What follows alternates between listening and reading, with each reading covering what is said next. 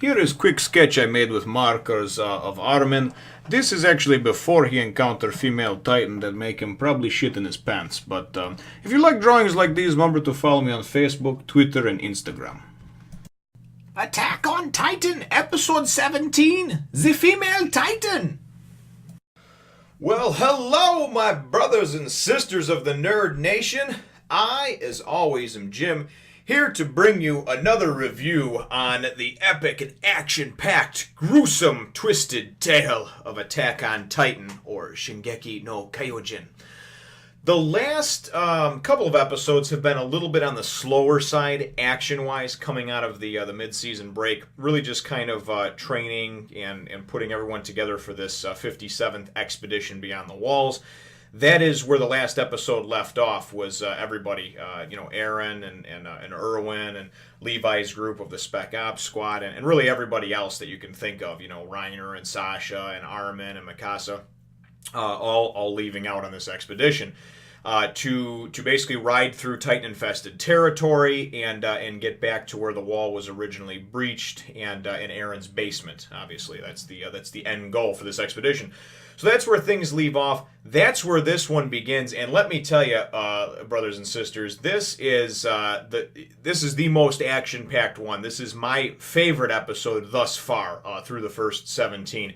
It's aptly named Female Titan. We'll get to that in just a minute because, oh boy, it's really good, man. I mean, I watched it 2 or 3 times, not so much because I had to soak everything in to do the review, but just because I wanted to. It was that fun. It was that good. So it starts out with them leaving, through the gate, and they basically have this support squad that pretty much they're just supposed to ride as hard as they frickin' can through town because it's cramped in the city parts. You only have a street's width where you can have a few.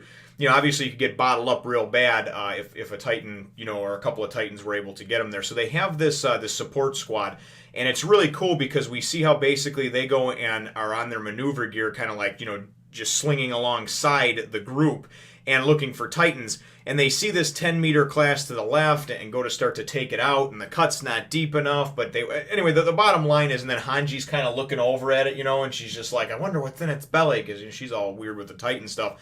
And she gets redirected, and basically the whole idea of this formation is they're going to protect us to the edge of town, the old town, until we get out into the country.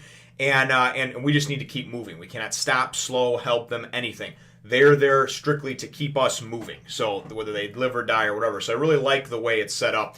They then go and get out into open country, and we see the genius of the formation that they use. It's very simple, but it's basic, but it's genius. Erwin came up with this formation where basically it's this long-range scouting formation where it almost looks like an arrowhead. Everybody just kind of branches out in squads of 2 or 3, and they're all within visual distance of each other, so maybe 100 yards, 200 yards.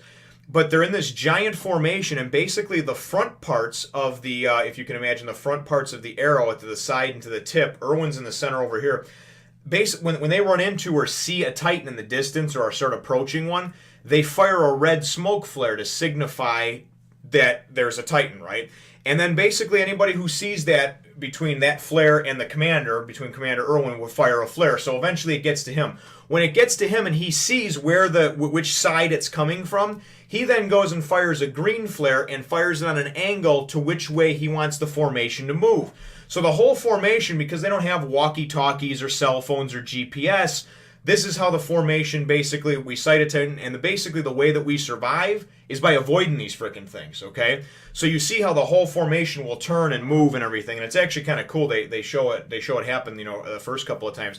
And they're explaining the whole thing about how the formation, everybody has their job and their duty in there, and it's really kind of cool the way they explain it and kind of zoom from flank to flank and formation to rows and everything else.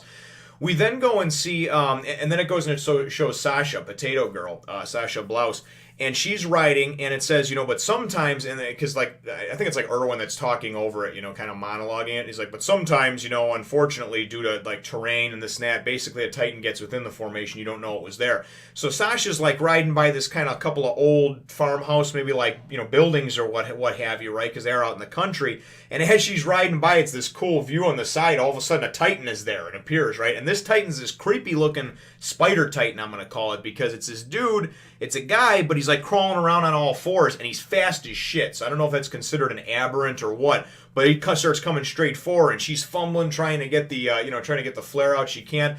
She winds up getting basically saved. She sees her commander or whatever, and he winds up going and running the thing off, and then runs it off, and the thing's bearing down on him. It's really cool, and then he goes and he just like sidesteps a tree real quick, and this thing just fucking just right into the side of the tree, So we see how sometimes when they get in the formation, how you have to go above and beyond to keep these things down or out or kill them or whatever. Basically, though, the rules of engagement are we only engage the aberrant ones.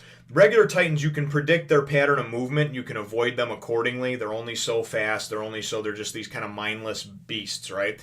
But the aberrant ones, the ones that are just like crazy and just running around and they don't have a predictable pattern, you got to take out. So we then go and we see near Armin's group, we see Ness and Sis. And Ness, I think, is the one with he was the one with the horse shallot when he was training everybody, talking to everybody in the he's one of the commanders, one of the squadron leaders.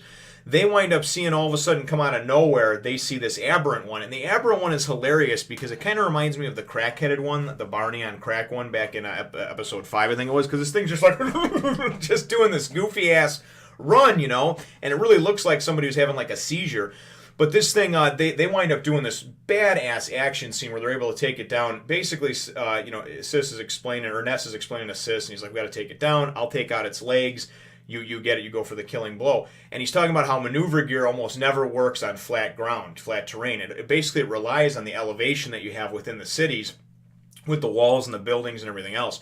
But he winds up going and standing up on his horse while at full gallop, right? And then goes and fires off in towards the thing's leg and comes down and just cuts out like it's Achilles tendon, right? And it just goes, and I mean just like a freaking train wreck, falls like a ton of bricks, And then he's like, no, and Sis goes and comes flying off his horse with like this spin move, right? And takes this thing out, cuts it right in the back of the neck and takes it out. So they get, they get back on, Shallot, the horse, comes back and picks up Ness, and he's like, oh, you're my best friend. And anyway, then they get going, and this is just balls to the wall action for the most part. There's a couple of quick reprieves where you don't get a lot of action, but I mean, it's really only let you catch your breath from the action scene before. So you get all that, and then they're riding, they're talking with Armin, right? And all of a sudden we see this other one come just in the background, just chucking, right? Before you know it, this one's has bear down on them, is very close to him. And Sis and Ness are basically like, let's do the same thing again, So they go and try to pull the maneuver again, and he goes and tries to hook onto its hook onto it or whatever and pull around to it. Goes and it grabs its wire, this Titan, and this is where the female Titan is introduced. This thing looks kind of like the armored Titan or the colossal Titan in the sense that it's like discolored, so it looks almost like it's got armor on its skin, and it winds up going and taking it, just grabs, and uses the momentum from the pulley or whatever system that they got from their maneuver gear, and just grabs his line and just like buggy whips him down into the ground, man, just smashes him, and they're gone, right? So Armin goes, and he's still trying to kind of run. He gets, taken upon real quickly and gets thrown from his horse. And it winds up, it's really kind of cool because this Titan goes and you think it's going to like eat him, step on him, whatever. And it's just kind of quiet. Armin's just sitting there kind of cowering, right? And he's got his cloak over his head and everything, and this thing just kind of just gently kneels down and pulls back his cloak and looks at him. And then they go and they show this thing's eyes, and it's got like these piercing blue eyes, and I don't know, it almost looks like it's thinking, almost like an Eren type of deal. And Armin immediately makes mention of that, like, why didn't it kill me, So Armin immediately has it in his head, because then he winds up getting picked up shortly after that by Reiner and Jean. And he winds up, explaining to them. He's like, no, this Titan, it's an aberrant, but it's a smart one. It's like a. He immediately deduces that it's a human in a Titan's body, which I don't know how he comes to that conclusion, because up until at this point, unless I miss something, Eren's the only person that we know that has some kind of power to do that, right? However, the armored Titan and the colossal Titan, they did seem to think, whereas the colossal Titan took out battle emplacements, and of course the armored Titan went directly for the gate, and so maybe, I don't know, whatever connection he's trying to make, he's basically trying to go and sell them on like, this is like a human in Titan form, right? And he even says when it was looking at him, it's like, what do they want? Like there's a human inside there. So I don't know what the deal is. If it is a human, it's a giant blonde person, okay? And the only blonde people other than Armin, which is present and accounted for, that we've been introduced to so far that hasn't died or had something terrible happen to, is Annie and Krista. And if I remember, if I'm missing anybody else, any other blondes, let me know. But so I don't know. I don't know if this is even his whole deal of a human and Titan body, whatever. So the point being, though, is that this thing is of course bearing down on now the middle group, and they start talking amongst themselves, and they talk about where the whole right flank has been wiped out. By the way, okay, during this whole thing, this female Titan basically drew like an army of Titans with it, and it collapsed the entire right flank, and they're all bloodied and beaten and dead. They kind of show them or whatever. But then we go and we see Armin kind of talking with Reiner and Jean, and he's explaining about how Eren, somewhere in the formation, they were all given different positions, so nobody really knows where Eren is. But then Armin goes and thinks about it, and he goes, you know what, if they're trying to keep him safe, because it seemed like this female Titan was looking for someone, right? Maybe this person was looking for Eren, trying to get to him, can sense him, whatever, right, because of his Titan stuff. But he would be in the middle towards the rear. That would be and that's right where the Titan is heading for, there in command, which is up front. So all of a sudden, Jean gets some big balls, and he's like, hey, we got to stop this thing, we can't let, I can't let those charred, he's like, if I'm going to die, I can't let those charred bones, and Marco and everybody else be for nothing, and so he gets everybody all pumped up, and I mean, they get going, they're going to go, right, and Armin and Reiner and Jean are going to go take this thing out, and all they really want to do is they're not going to try to kill it, they're just going to try to slow it down, try to cut its Achilles tendon or something, right, so Jean comes flying in and goes, tries to go and nail the back of its ankle, and this female Titan, man, is swift. She just like senses this shit coming at her and just kind of like turns and stops. And she's like in mid-stride going like, she's chucking it like a full 40 miles an hour, right, at least. Boom, boom, boom. So she stops and kind of turns or whatever, and then Jean has to go and try to shoot himself again to get like around behind her. And he does. He's able to get the drop on and get around behind her because they're so big or whatever. But as he goes to shoot his gear onto like the back of the neck so he can come in for that killing blow, she goes and puts her hand over the back of her neck like, motherfucker, you ain't gonna get me. So this Titan we can also see is a thinking Titan. It's smart enough. It's not like the other ones that are predictable. So it's definitely some kind of aberrant in nature. And Armin even deduces that maybe originally when the outer wall fell and everything like that basically the colossal Titan came there to take out the outer gate, right? The armored one came to take out the inner gate, and maybe the female Titan's the one that kind of rallied everybody and brought them in, like, hey, come on in, guys, the gate's open. So we see a really cool action scene that's just depicted. I mean, I can't even explain in words how cool it is. I mean, obviously, if you're watching this, you've probably seen it. If not, go watch it. Watch it again. It's great. But but we wind up getting Jean, who basically at this point he's like flying through midair, and he's like, as soon as she grasps my my line, I'm dead, right? And then all of a sudden, Armin starts like yelling at the Titan, or maybe he's yelling at Jean. I don't know, but he's talking some nonsense about how you killed my best friend, you stomped on him, or something like that. And I don't know if he's trying to throw the Titan off because he thinks the Titan's looking for Eren, and Eren's his best friend, and this thing recognized. I don't really know.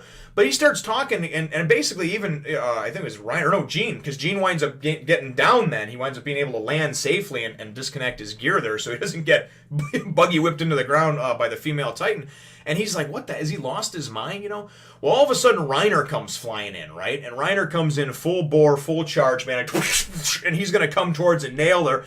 And he winds up going and slashing it, but he doesn't really do a whole lot of damage, you know what I mean? He just, anybody that's slashed at it hasn't really hurt it because it's obviously armored or whatever, but he kind of comes around, and it looks like while the female Titan's distracted, he's like, all right, I'm going to get the jump on it, and he's kind of flying around, going to go over her right shoulder, and all of a sudden she's just like, I mean, she like Mr. Miyagi with the chopsticks, man. Wax on, wax off, grabbing flies with chopsticks out of the air. She just snatches him out of the air, right?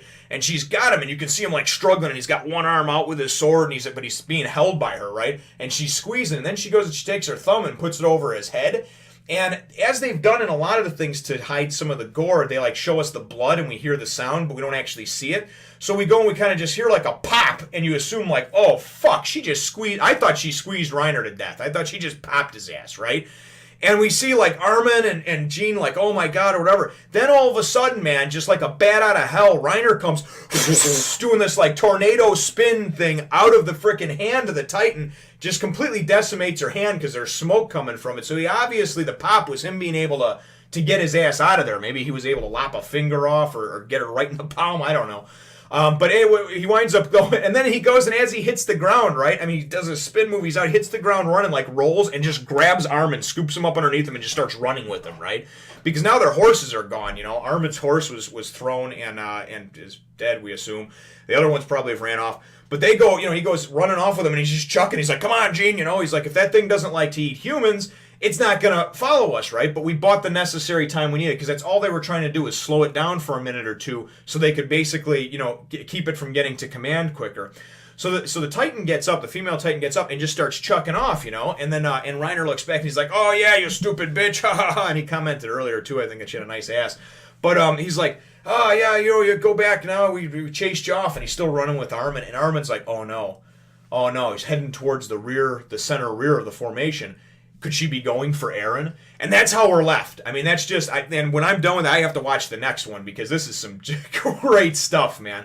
My episode question is going to be, and I'm not going to get into because I'm sure probably with the season almost wrapping up that the question's already been answered about the female Titan. But my question is what do you think about the formation? The long range formation that Erwin's come up with. Supposedly, since he came up with it, it's drastically reduced the loss of life. And if you think about it, these Titans are so strong, especially in numbers and everything else, and out in the open like this, if the maneuver gear is not as effective, and you're on horseback, this seems like the most logical way. Like, let's just avoid them. I don't care if we got to go and ride an extra 5 or 10 miles because we're zigging and we're zagging, but at least we're avoiding confrontation with these things because open confrontation, it seems like they always wind up, you know, overtaking the humans. So that's the episode question. Remember to leave your comments and the answer to that question in the box there down below. Feel free to hit the thumbs up, the like button if you think that I deserve it. And, of course, subscribe if you haven't done so already. We will look forward to catching you in the next one, nation. Remember, brothers and sisters, to share, subscribe, spread the word of the nation to others. And, of course, if you like watching the videos, you know, watching them is always much appreciated. Have a nice day.